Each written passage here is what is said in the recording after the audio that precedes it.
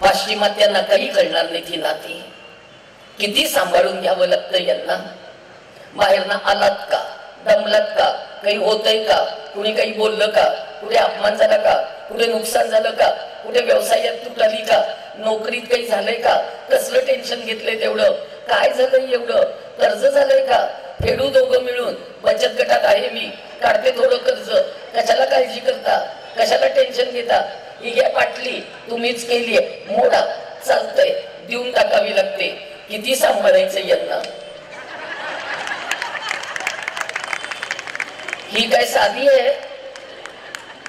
1000 विचार डोक्यात घेऊन घरात येत आहे आणि आपणच त्यांच्या पाठीमागे पळायचं. अहो काय झालं, अहो काय झालं, आणि ते आपल्यालाच म्हणतात गप गप डोकं खाऊ नको. पण या सगळ्या वादळांना शांत करण्याची ताकद देवानी घरातल्या खंबीर बाईमध्ये खच्चून भरलेली आहे. पक्क लक्षात ठेवा. कसाही नवरा असला ना, बाई संसार करते. दारुड्या नवऱ्याच्या बायका पण संसार करतात. 2 खातात 2 देतात, पण संसार करतात. ती घटस्फोट घ्यायला जात नाही. ती पोरांसाठी शांत राहते, स्वतःची कामं करत राहते.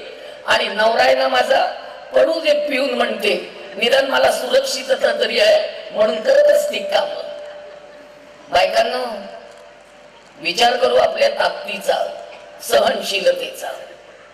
आता देवाचा आपल्यावर गाढ विश्वास आहे.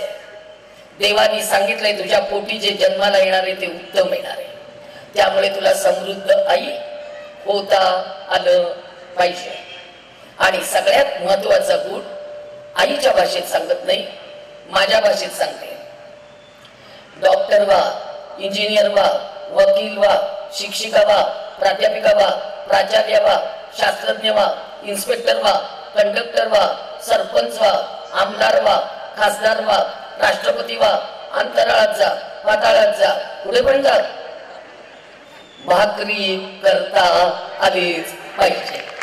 सगळ्यात महत्वाचा गुण स्वयंपाक आलाच पाहिजे. हल्ली शिकलेल्या मुलींना स्वयंपाक येत नाही. अगं माझ्याकडे सासवांच्या तक्रारी येतात, सून घरात आली, स्वयंपाक येत नाही, साधा चहा करता येत नाही. काय करायचं? कारण तुम्ही त्यांना लहानपणापासून सवयच लावली नाही. तुम्ही त्यांना सारखं म्हणत राहिलात तिला ट्युशन नाही, असू दे असू दे, मी करते. कपडे सुद्धा तिला धुवायला लावत नाही तुम्ही. आईने काय काय करायचं असतं हे जाहीरपणे सांगू. बायकांनो, आपल्या मुलींवर संस्कार घट्ट करा आणि मग बाहेर पाठवा. आणि मी सगळ्या मुलींच्या वडिलांना एक प्रश्न विचारते. जेवढे मुलींचे वडील आज माझ्या समोर आहेत त्यांच्यासाठी प्रश्न आहे. आज मुलींना स्वयंपाक येत नाही, त्या स्वयंपाकघरात रमत नाही. तुम्ही विचार करा, तुमची मुलगी तुम्ही 2 वर्ष हॉस्टेलला ठेवताय 11वी आणि 12वी साठी. 2 वर्ष गेली, पुढे तिला इंजिनिअरिंग करायचंय म्हणजे 4 वर्ष गेली, म्हणजे झाली 6 वर्ष. पुढे तिला पीजी करायचंय म्हणजे अजून 2 वर्ष गेली, 8 वर्ष. आता एवढं शिक्षण घेतलंय त्यामुळे तिला आता एक्सपिरियन्स घ्यायचा आहे, तिला नोकरी करून बघायची आहे, त्यामुळे अजून 2 वर्ष गेली, आता झाली 10 वर्ष. 10 वर्ष तुमची मुलगी घराच्या बाहेर आहे. 10 वर्ष तिला आयटम मेसचं ताट आहे. 10 वर्ष तिला वाटेल तसे कपडे घालायला परवानगी आहे. 10 वर्ष ती स्वतंत्र आहे. तिच्या हातात मोबाईल आहे, तिला टॉक टाइम आहे, ती रात्री उशिरा झोपते, उशिरा उठते, केव्हाही आंघोळ करते, कशीही पारोशाने खाते, तिला कसलंही बंधन नाही. 10 वर्ष स्वतःचे निर्णय ती स्वतः घेते. एक स्त्री 10 वर्ष घराच्या बाहेर आहे आणि स्वतंत्र राहतीये. आणि 10 वर्षांनी सगळ्या वडिलांना तुम्ही तिचं लग्न करता, तुम्ही तिला बोल्यावर उभी करता. तुम्ही मला सांगा, 10 वर्ष स्वतंत्र असलेली बाई लगेच स्वयंपाक घरात रमेल? ती डोक्यावर पदर घेऊन सासूला विचारेल, मी जरा बाहेर जाऊन येऊ का हो? कशाच्या अपेक्षा करताय? कुठल्या अपेक्षा करताय? त्यामुळे 10वीच्या अगोदरच संस्कार घट्ट करा तिच्यावरच आहे आणि मग तिला बाहेर पाठवा. हल्ली मुलींना स्वयंपाक आवडत नाहीये. आज विचार करा तुम्ही सगळे मिळून, आता जरी मी तुमच्या समोर एवढं मोठं भाषण केलं आणि घरी गेले आणि मुलगा म्हणाला आई मला जेवायला वाढावंच लागतं, असं म्हणता येत नाही की मला केवढं बोलवलं होतं बाबा आणि मी किती सांगवी विचार मंचाने बोलवलं होतं, केवढं मोठं भाषण केलं, आता नाही मी काही करणार, चालत नाही. घरात गेल्यानंतर हातपाय धुवून लगेच पदर बांधावा लागतो. तो मुख्याध्यापिका असलीस शाळेत बेल दाबली शिपाई हातात चहा आणून देतो, पण घरी गेल्यावर तुला नवऱ्याच्या हातात, सासूच्या हातात, पाहुण्या आलेल्या नंदेच्या हातात चहाचा कप द्यावाच लागणार आहे. बेल वाजवून उपयोग नाही. हे मुलींना सांगा. अगं हल्ली काही जणींनी घरातले स्वयंपाक बंद केले. अक्षरशः मला आश्चर्य वाटतं. सकाळी पोळी भाजी बांधून आणतात, संध्याकाळी वडापाव बांधून आणतात. नागपंचमीला जेवायला बोलवलं, 15 पुरणाच्या पोळ्या विकत आणल्या 20 रुपयाला एक. आणि परत जेवायला बसल्यावर त्या बाई मला विचारतात किती खाल साधारण. म्हटलं 4 खाते. त्या म्हटल्या तुम्ही पुरणाच्या पोळ्या 4 खाता, मोठ्या मोठ्या असतात. म्हटलं मोठ्या मोठ्या 4 खाते. वाडगाभर तूप लागतंय, अर्धा लिटर दूध लागतं. म्हटलं बसलं की चापून खाते. त्या म्हटल्या तुम्ही खेड्यातले लोक फारच खाता. म्हटलं आम्ही खेड्यातले लोक फार खातो म्हणून पुरण घरात शिजवतो, विकत आणत नाही. आम्ही घरात शिजवतो. श्राद्धाचा स्वयंपाक पण विकत आणताय. केटररला ऑर्डर दिली आहे, आमसुलाच्या चटणीपासून वड्यापर्यंत सगळं काही तोच आणणार आहे. म्हटलं मग तू काय करणार आहेस? सगळ्या सुनांनो कान असे करा करा आणि एक वाक्य लिहून ठेवा. जोपर्यंत सासू सासरे जिवंत आहेत तोपर्यंत त्यांना सकाळी, दुपारी, संध्याकाळी, मधल्या वेळी मागतील तेव्हा, वाटेल तेव्हा आनंदाने पोटभर जेवायला घाला. आणि जेव्हा ते जातील तेव्हा आपल्या पितरांना त्यांच्या तिथीला, पक्षाला, माळेला, त्यांच्या दिवसाला, पाण्याला, श्राद्धाला स्वतः नैवेद्य करून पोटभर जेवायला घाला. म्हणजे पितृदोष काढायला त्र्यंबकेश्वरला जावं लागत नाही. कशाला लागतात पितृदोष? असे पितृदोष लागतात, माणसं समाधानाने पाठवा, पोटभर जेवायला घालून पाठवा. माझ्या आईने माझ्यावर फार चांगले संस्कार केले बाई, पण शाळेत नाही घातलं, वडिलांनी घातलं. गरिबी फार होती पण गरिबीत समाधान होत. आज तुमच्या श्रीमंतीत समाधान आहे. मांजर पाटाच्या कापडाचं एक परकर पोलक वर्षभरात एकदा मिळायचं. आम्ही ते घालायचं, नटायचं नटायचं नटायचं, ते चुरगळायचं. आई तांब्यात गरम पाणी घालून द्यायची, म्हणायची याला इस्त्री सारखं फिरवा.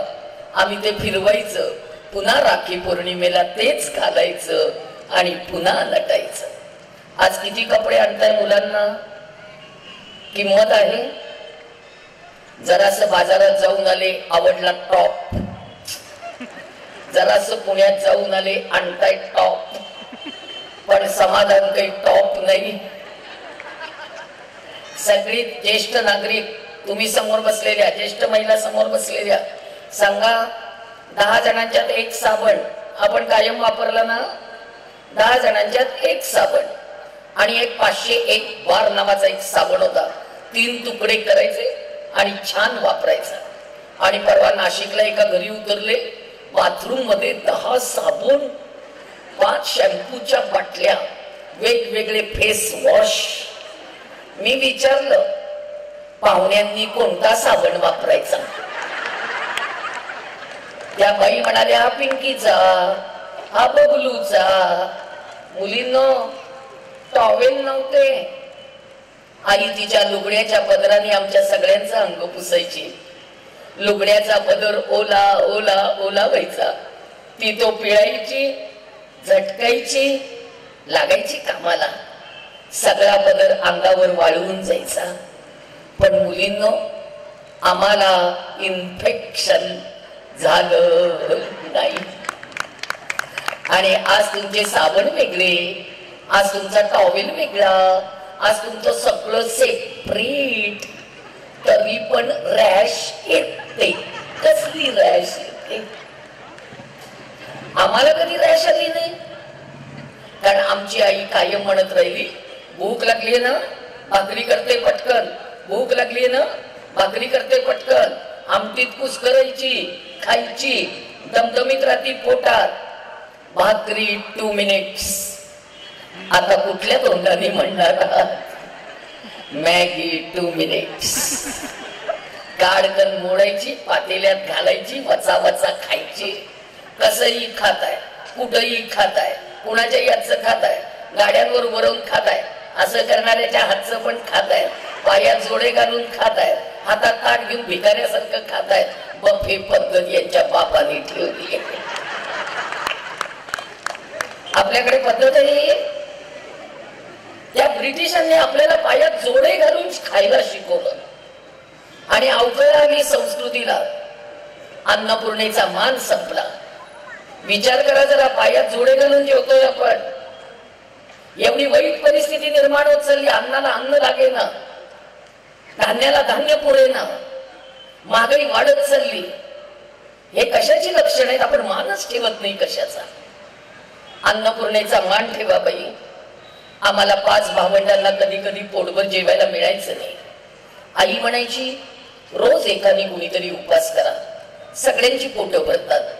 आम्ही आनंदाने उपास करायचो. आणि ज्या दिवशी आमच्या धाकट्या भावाचा उपास यायचा, तेव्हा आम्ही मोठी भावंड सांगायचो, आई त्याला उपास घालू नको ग, तो फार लहान आहे. आम्ही आमची चतकोर भाकरी आमच्या धाकट्या भावाला कायम वाटून दिली आहे. 1 तीळ 7 जणांनी वाटून खायचा असतो, असं आई म्हणायची. तीळ वाटला जात नाही, तुम्हालाही कळतं, मलाही कळतं.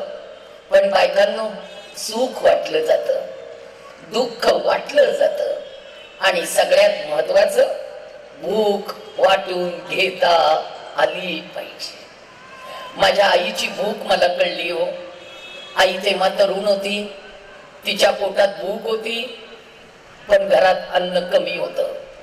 आता आई म्हातारी आहे, आता घरात अन्न खूप आहे, पण आज आईच्या पोटात भूक नाहीये. आई समजून घ्या ग. ज्याला आई समजते त्याला समाज समजतो, ज्याला आई समजत नाही त्याला समाज समजत नाही. म्हणून ज्याला आई समजली त्याची जयंती साजरी करतो आपण. आई समजली, आईचं स्वप्न समजलं.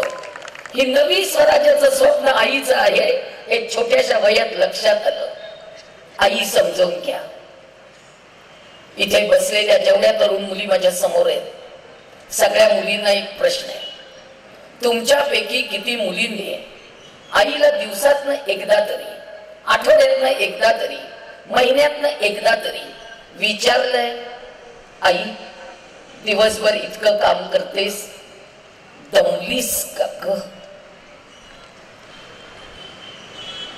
घातल्या मानाखाली. तुम्ही कशाला विचारायचं? आईने तुम्हाला विचारायचं, दमलीस का, खाल्लंस का, जेवलीस का? मुलींनो, संवेदना जाग्या ठेवा. सेल्फ रिस्पेक्ट मागताय ना, आत्मसन्मान, स्त्रीला सन्मान मिळाला पाहिजे घरातनं. कुणी द्यायचा? एका बाईने दुसऱ्या बाईला समजून घेतलं पाहिजे. एका बाईने दुसऱ्या बाईचं दुःख जाणून घेतलं पाहिजे. आणि एका बाईने दुसऱ्या बाईला मान दिला पाहिजे. रिस्पेक्ट असा मिळत नसतो. दुसऱ्याला मान दिला तर आपल्याला मान मिळणार आहे. त्यामुळे नको त्या गोष्टी मागू नका. जे आपल्याला सोपं वाटतं ते मागा. त्यामुळे मुलींनो, जी आईला विचारू शकते दमलीस का, तीच पुढे जाऊन सासूला विचारणारे, आत्या तुम्ही दमलात का? आमच्याकडे सासूला आत्या म्हणतात. आता आत्या संपलंच. नवरा जे म्हणेल ते म्हणायचं. मम्मा म्हटलं मम्मा, आई म्हटलं आई. आणि खरं सांगू मुलींनो, तुम्ही एक गोष्ट लक्षात घ्या की तुम्ही स्त्री आहात. एका स्त्रीने दुसऱ्या स्त्रीला निदान आई म्हणून तरी समजवूनच घ्या, नाहीतर पुढे फार अवघड आहे, फार अवघड. परवा एक मुलगा भेटला होता मला कोल्हापूरच्या स्टँडवर. कसलेही टी शर्ट घालतात रे मुलांना हल्ली. काय त्या टी शर्टवर लिहिलंय त्याचं पण भान नसतं. परवा एका मुलाने टी शर्ट घातला होता, त्याच्यावर एक इंग्रजी वाक्य लिहिलं होतं. वाक्य इंग्रजीत आहे पण ते तुम्हाला समजेल, कारण हल्ली तुम्ही मराठीपेक्षा इंग्रजीवर प्रेम जास्त करता. आपल्याला स्वतःची भाषा नाही आहे हो, आपण ब्रिटिशांचे गुलाम आहोत. आपल्याला इंग्रजी शिवाय पर्याय नाहीये. मला कळतं इंग्रजी आलं पाहिजे, पण इतका इंग्रजीचा बाऊ करू नका बाई. इंग्रजी मुलांना शिकवा, पण मुलांना इंग्रज करण्याच्या भानगडीत पडू नका. मुलं भारतीय ठेवा, त्यांच्यावर संस्कार इंग्रजांचे नको. भाषा म्हणून इंग्रजी येऊ दे, कौतुक करू नका. आणि इंग्रजी शाळेत मुलं घाला, फक्त हिंदूंनी चालवलेल्या इंग्रजी शाळेतच मुलं घाला. वाटेल तेवढी फी भरून दुसऱ्या शाळेत मुलं घालायची काही गरज नाही. धर्मापासून लांब चालली पोरं, बांगड्या घालायच्या नाही, कुंकू लावायचं नाही. इंग्रजी शाळेत शिकायचं म्हटल्यानंतर धर्म सोडायचा असतो. कोणी सांगितलं? कोणी सांगितलं हे की धर्म सोडावा लागतो? तुम्ही पैसे देऊन मुलं धर्मापासून लांब नेताय. 1-1 लाख रुपये क्रिया भरून तुम्ही मुलं अशा शाळेत घालताय की ज्या शाळेतनं आपले संस्कार होत नाहीये. तुम्ही घरात काही सांगत नाही आणि तिकडे बाहेर गेल्यानंतर O God you are great, O Krishna you are great नाही. कोण सांगणार? आणि हा सगळ्यात कौतुक आईला फार आहे. माझा मुलगा टाय लावून शाळेत जातो, टाय लावून शाळेत जातो.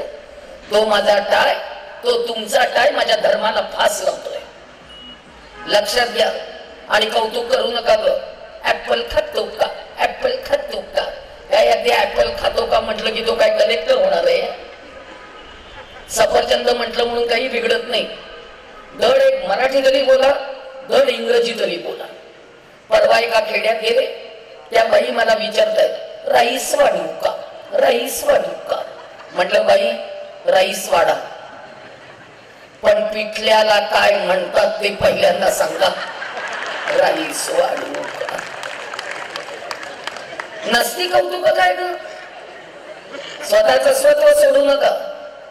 स्वतःचं स्वत्व महत्वाचं आहे. भाषेवर प्रेम करा ग. मराठी असे आमची माय